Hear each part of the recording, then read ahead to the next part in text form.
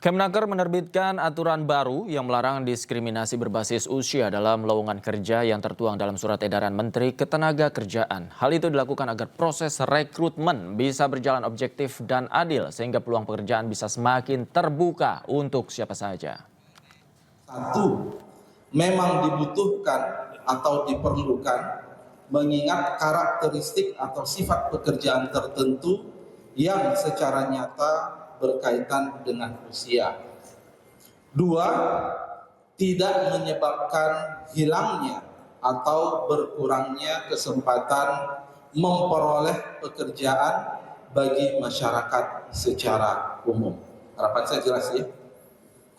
Ketentuan ini juga berlaku bagi tenaga kerja penyandang disabilitas, yang mana proses rekrutmen tenaga kerja juga harus dilakukan tanpa diskriminasi dan berdasarkan pada kompetensi dan kesesuaian dengan pekerjaan. Sebelumnya pemirsa, sulitnya mencari pekerjaan menjadi perhatian bagi pemerintah. Sejumlah aturan pun dibuat untuk mempermudah rakyat dalam mendapatkan pekerjaan yang sesuai. Salah satunya, Kementerian Ketenagakerjaan meminta perusahaan untuk menghapus syarat batas usia hingga berpenampilan menarik atau good looking dalam mencari pegawai baru. Penghapusan syarat usia dalam lowongan pekerjaan diharapkan bisa mengurangi jumlah pengangguran di Indonesia lantaran hingga bulan Februari 2025, Badan Pusat Statistik mencatat jumlah pengangguran di Indonesia mencapai 7,28 juta orang. Kita ke informasi lain, pemirsa. Visa Haji Furoda hingga kini belum terbit. Pemerintah Indonesia berupaya keras membujuk Arab Saudi agar visa segera terbit.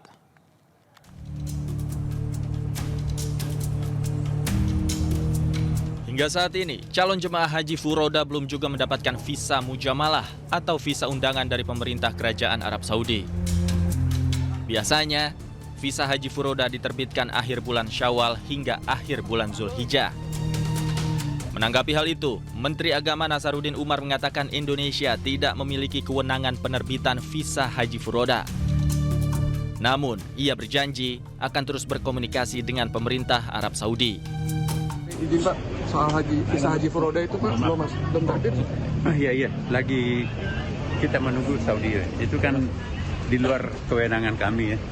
Tapi kami akan bantu. Insya Allah. Sudah terkait dengan haji reguler atau khusus, apakah udah semua atau belum? Reguler sudah, visa ini juga sudah. Tinggal Furoda dengan. Pak, proses berarti sudah selesai semua ya, Prof? Ya, untuk tugas kita sudah. Karena sulitnya penerbitan visa haji Furoda, pihak penyelenggara ibadah haji menyarankan jemaah untuk beralih mendaftar haji khusus. Tim Liputan iNews melaporkan. Kejaksaan Agung membuka peluang memanggil mantan Mendikbudristek Nadiem Makarim terkait kasus dugaan korupsi pengadaan laptop yang dinilai tidak efektif sebagai sarana pembelajaran. Hal itu disampaikan oleh Kapus Penkum Kejaksaan Agung Harli Siregar. Menurut Harli, hingga kini sudah ada 28 orang yang dipanggil dan diperiksa sebagai saksi atas kasus ini.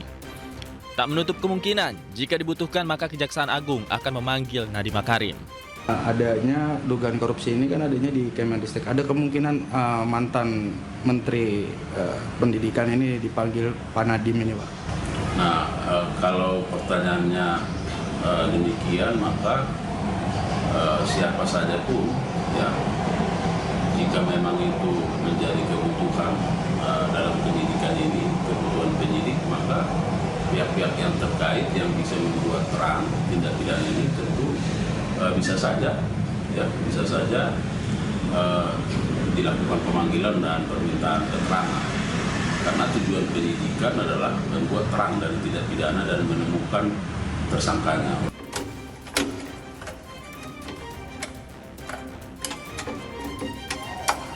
Sebelumnya penyidik kejaksaan bekerjasama dengan petugas keamanan menggeledah salah satu unit apartemen di kawasan Jakarta Barat dan Jakarta Selatan pada tanggal 21 Mei 2025. Dalam penggeledahan, penyidik menyita sejumlah barang bukti berupa dokumen dan elektronik. Diduga kerugian negara akibat proyek pengadaan laptop Chromebook itu mencapai 9,9 triliun rupiah. Dari Jakarta, Helmi Sajangbati, iNews melaporkan. Hingga hari kelima pemusatan latihan Timnas Indonesia di Bali, 3 pemain abort belum bisa hadir di Pulau Dewata. 3 pemain yang belum bergabung adalah Martin Paes, Sandy Walsh, dan Kevin Dix dengan alasan berbeda. Paes masih membela klubnya FC Dallas di Liga Amerika Serikat Major League Soccer. Kiper utama timnas ini baru bisa bergabung dengan skuad Garuda usai laga FC Dallas kontra Philadelphia pada 1 Juni mendatang.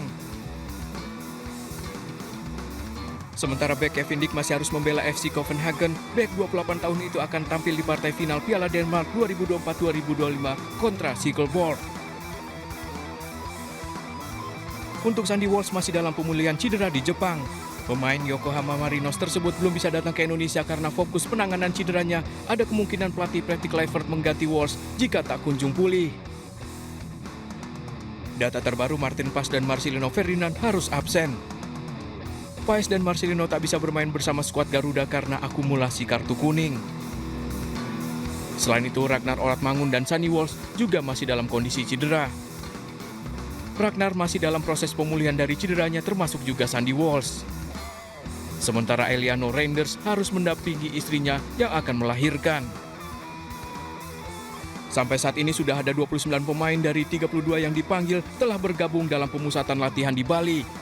Pemusatan latihan kini mulai difokuskan pada passing dan kekompakan pemain yang merupakan bagian dari persiapan laga kualifikasi Piala Dunia 2026 saat Indonesia menghadapi Cina dan Jepang. Pelatih Timnas Indonesia Patrick Kluivert menargetkan 3 poin dalam laga hidup mati melawan China di Stadion Utama Gelora Bung Karno 5 Juni mendatang. Gelandang serang Timnas Indonesia Beckham Putra mengaku telah memahami taktik yang diinginkan sang pelatih. Dan pemirsa, informasi yang akan hadir ini sekaligus menutup jumpa kita di iNewsroom malam hari ini. Temukan informasi-informasi terbaru lainnya di www.inews.id. Dan cuplikan tayangan berita iNews dapat Anda saksikan di kanal YouTube @official iNews. Akhir kata mewakili kerabat yang bertugas, saya Davi Pratama pamit undur diri. Terima kasih, selamat malam, selamat berakhir pekan. Sampai jumpa.